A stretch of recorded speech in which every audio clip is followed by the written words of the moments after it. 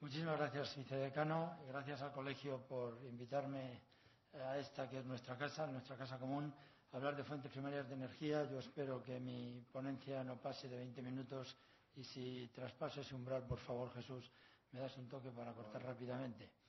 El tema de empezar por el principio es bastante lógico, ¿no? Así comenzó el Génesis, Bereshit, que dicen los judíos. Y hay que planteárselo totalmente ab initio. Como yo soy manchego, y los manchegos somos muy dados a la paremiología, y echamos siempre mano de los refranes, el refrán que se me ocurre cuando hablamos de fuentes primarias de energía es ese que dice que de donde no hay, no se puede sacar. Entonces eso es contundente, y eso a veces lo olvidamos, y de donde no hay, no se puede sacar. Y la energía es una variable física muy peculiar. Ciertamente es una magnitud física y también es una realidad socioeconómica política.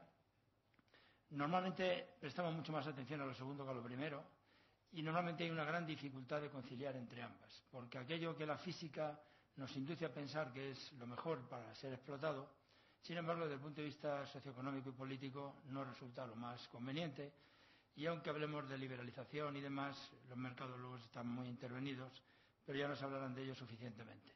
Yo voy a intentar centrarme más, lógicamente, en la parte de la física que en la parte de la cuestión de mercados, porque habrá a lo largo de este ciclo conferencias específicas sobre ello. La energía hay que verla en la historia. Yo voy a intentar resumir mucho lo que aquí ya tengo muy resumido y dar 4 o 5 mensajes fundamentales en esta cuestión.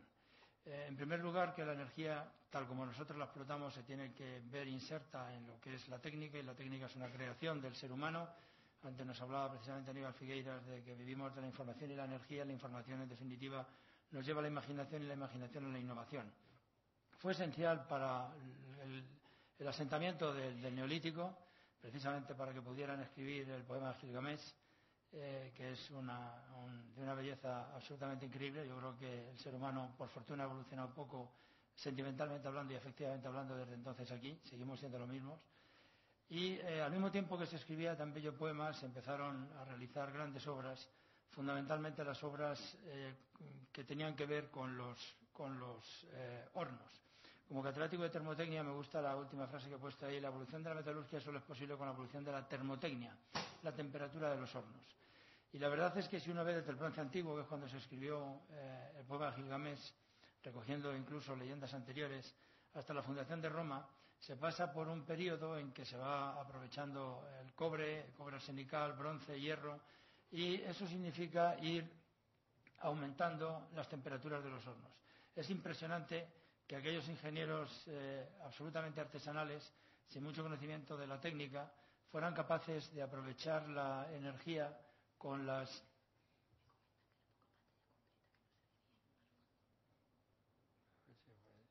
No.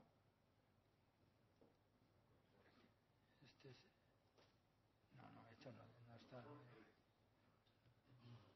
Esto es lo que da de sí. No puedo quitar los iconos. Lo dejo así, lo lamento.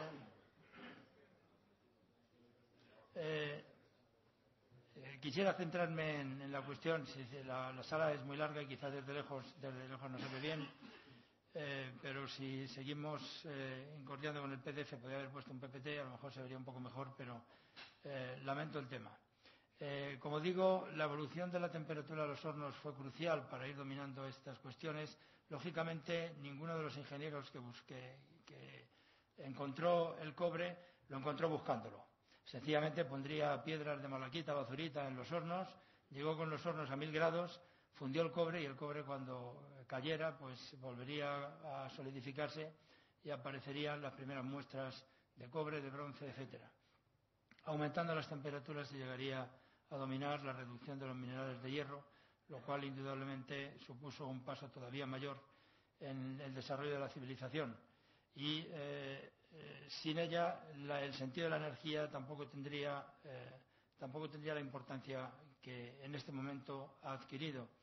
En el cuadro de abajo, que supongo que se ve muy mal desde el final, pero no hay mucha posibilidad de ampliarlo, se ve la evolución de la población mundial, que no seguirá por esos cauces ni muchísimo menos, porque está habiendo una retracción muy fuerte en grandes partes del mundo, en otras no, ni muchísimo menos, y luego una evolución todavía más acuciante del consumo energético.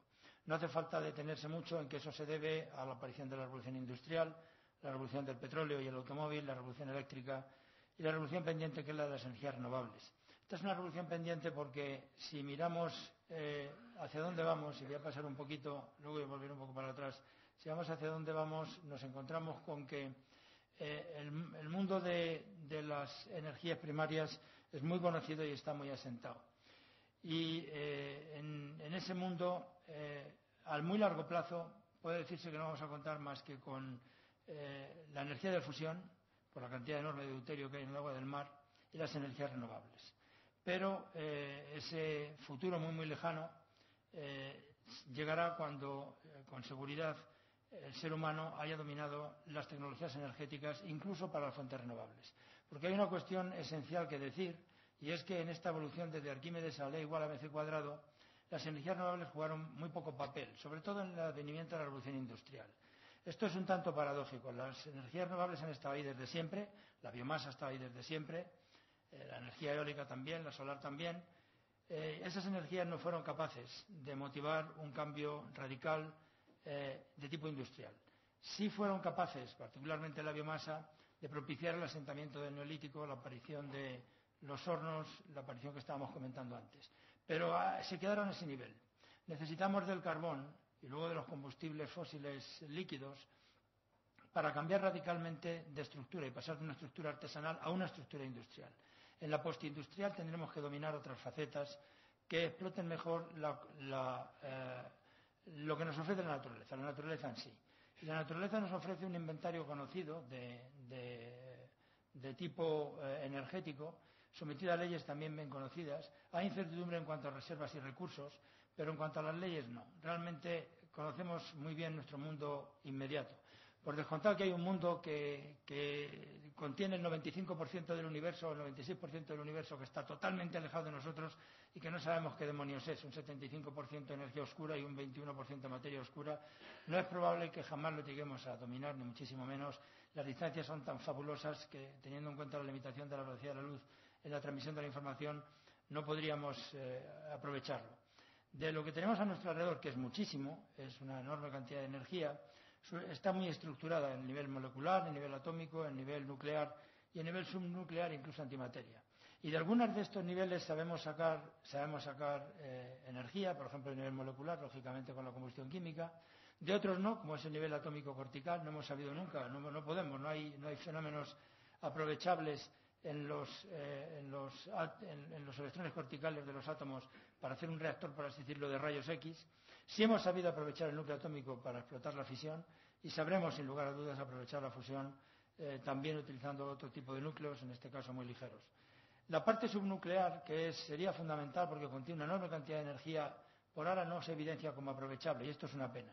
Nos gastamos como conjunto de países 100.000 millones de pesetas, todavía hablo yo en pesetas porque cuando estaba en el CER es el último presupuesto que recuerdo, y estaban pesetas aún en lo que traducíamos aquí. España se gastaba 7.000 millones. Yo creo que Jesús estaba todavía en el ministerio sufriendo estos pagos, y a pesar de gastarnos 100.000 millones de pesetas en el año, no sé, pues 95, cosas así, 94, sin embargo no somos capaces de encontrar una traducción de esa fuerte energía en energía aprovechable. Y lo mismo con la antimateria. También en el CER somos capaces, en el PS, en el proton síncrotron, de generar antiprotones y hacerlos chocar con protones, pero en eso nos gastamos mucha más energía de lo que luego aparece. En definitiva, tenemos un conjunto de fuentes de energía primaria que es muy bien conocido y que, voy a ver si encuentro una, voy a tener que pasar un poco por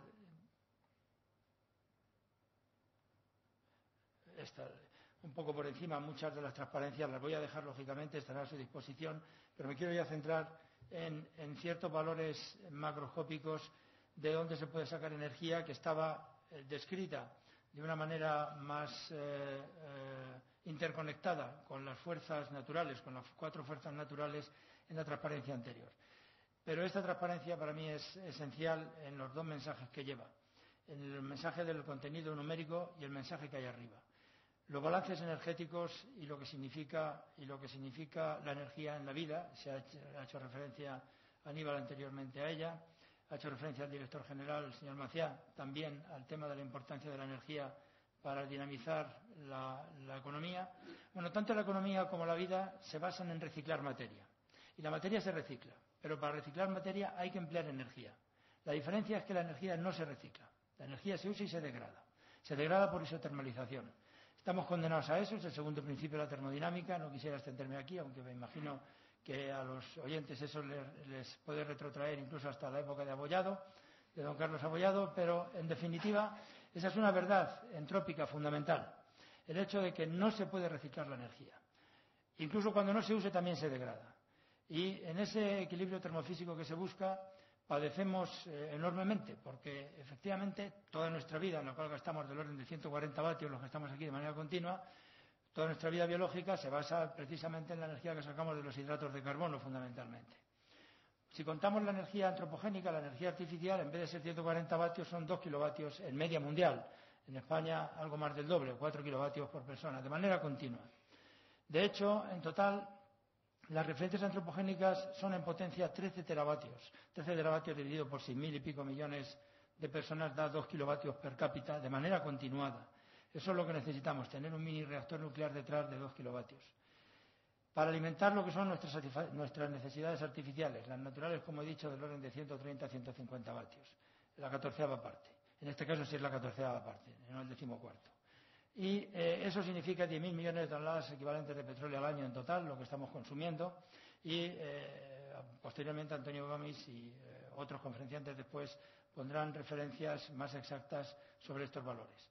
Bueno, ¿y esto cuánto es? Estos 13 teravatios, hablando en potencia, ¿cuánto es respecto de lo que nos puede producir el conjunto de energías naturales?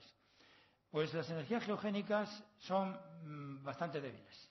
La geotermia en total supone un 30 teravatios y está muy diluida. Solo en algunos sitios donde hay concentración por zonas volcánicas, etcétera, el gradiente térmico es suficientemente interesante como para poder explotarlo. La mareomotriz es muy pequeña también y le pasa lo mismo. En general a todas las energías renovables les pasa igual. Hay que buscar localizaciones muy exquisitas para que se den condiciones de potencia que puedan ser explotables. Y la energía solar. Bueno, la energía solar es nuestra madre energía y claro, si fuera pequeña no estaríamos aquí. Es enorme desde el punto de vista de lo que significa en el total de lo que llega a la superficie de la Tierra, es 10.000 veces nuestra referencia antropogénica. Es decir, son 120.000 teravatios y nosotros estamos consumiendo 13 teravatios. Realmente a la Tierra llegan más, llegan del orden de 175.000 teravatios, pero unos 55.000 se reflejan sin prácticamente interaccionar con la troposfera y con la biosfera propiamente dicho. Eso se transforma en diversas formas de energía que vienen contenidas aquí, de cómo la energía eólica puede interaccionar, y las leyes de interacción las conocemos bien y somos capaces de evaluarlas sin dificultad. Lo único que para explotar eso necesitamos, sin lugar a dudas, necesitamos sitios, necesitamos emplazamientos que tengan unas características realmente buenas. En definitiva, la energía solar se nos va a manifestar como tal energía solar, como luz y calor. La luz nos permitirá aprovecharla de manera fotovoltaica, el calor de manera heliotérmica. Como energía hidráulica, 36.000 de estos 120.000 teravatios se dedican a alimentar el ciclo vapor-agua o agua-vapor. Es decir, se dedican a evaporar agua de los océanos para que luego lluevan cada año del orden de 450.000 kilómetros cúbicos de agua, sin los cuales, desde luego, no habría vida en el planeta. Esa es la primera forma de dinamizar la vida en el planeta. Todo lo que se va en agua de los océanos, que se desaliniza, se reduce la entropía enormemente.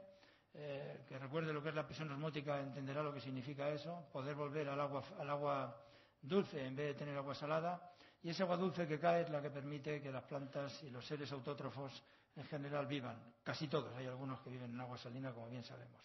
Entonces, esto nos está alimentando al planeta en sí, nos podrá alimentar energéticamente en el futuro, pero habrá que hacer un gran esfuerzo para ello, pero Fernando Sánchez Udón nos comentará después los esfuerzos que hay que realizar en este sentido.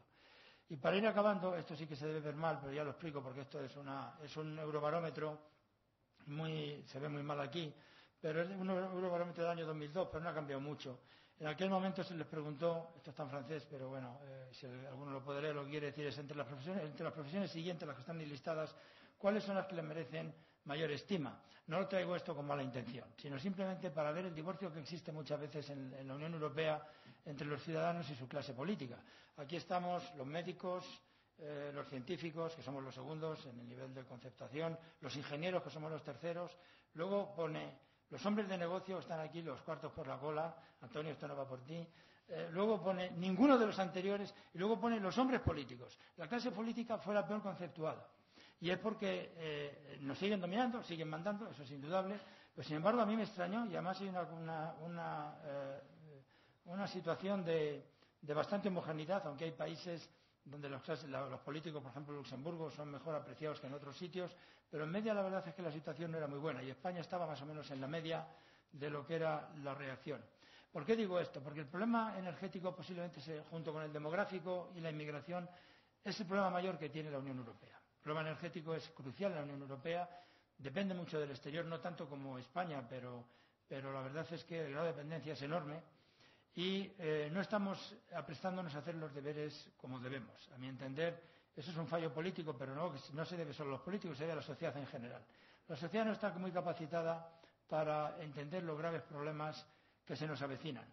Y habrá que intentar explicárselos, habrá que intentar esa deglución, porque el problema que tenemos no es fácil ni muchísimo menos. El problema que tenemos es llegar a un desarrollo sostenible, donde nuestra actividad no transgreda los límites biológicos y físico-químicos del planeta, ni comprometa el bienestar de otros pueblos ni generaciones venideras. Y eso, por lo que se refiere a la energía, significa revertir por completo esta situación. Y con esta transparencia acabo. Nosotros estamos en una situación en la que si se indica el dominio tecnológico actual, esto está en ordenadas y en abscisas el potencial energético asintótico a muy largo plazo. La situación que tenemos es que las fuentes de energía se distribuyen según la diagonal secundaria en vez de la diagonal principal, lo cual es una pena. Aquello que dominamos bien, como es el fuelóleo, o todo lo que se deriva o el gas, resulta que tienen un potencial energético asintótico a muy corto plazo. Bueno, a muy corto plazo no hemos pasado mañana ni dentro de 30 años, pero hablando de energía sostenible, indudablemente la sostenibilidad no puede depender de ellos. Sin embargo, aquello que nos puede dar energía de cara al futuro, como es la fusión nuclear, la fotovoltaica o la heliotérmica, tenemos un dominio tecnológico muy bajo sobre ello. Entonces, lo que tenemos que intentar hacer es llevar todas estas energías aquí arriba y, mientras tanto, por supuesto, es ir aprovechando adecuadamente estas energías para nuestro desarrollo. Esto no va a ser fácil. Y aquí quien tiene fundamentalmente la palabra, curiosamente, pues es la clase política. Y aunque antes he traído a colación, y un poco con mala intención, el Eurobarómetro del año 2002, lo que sí es cierto es que hubo un político, precisamente de Luxemburgo, el señor Santer, que puso el dedo en la llaga cuando intentó dar una explicación de lo que había que hacer o cuál era el problema que subyacía políticamente en eso, con medidas que eran, en cierta manera, antipopulares o poco populares. Y el problema, señor Santer, dice es que los políticos lo que tenemos que hacer es encontrar la solución a un problema dificilísimo, que es cómo hacer lo que tenemos que hacer y ser reelegidos 4 años después. Entonces, esa es la dificultad del problema. Nosotros vivimos en un mundo muy acostumbrado al cortoplacismo, muy acostumbrado a los 4 años, y sin embargo los problemas graves que tenemos aquí son de largo recorrido.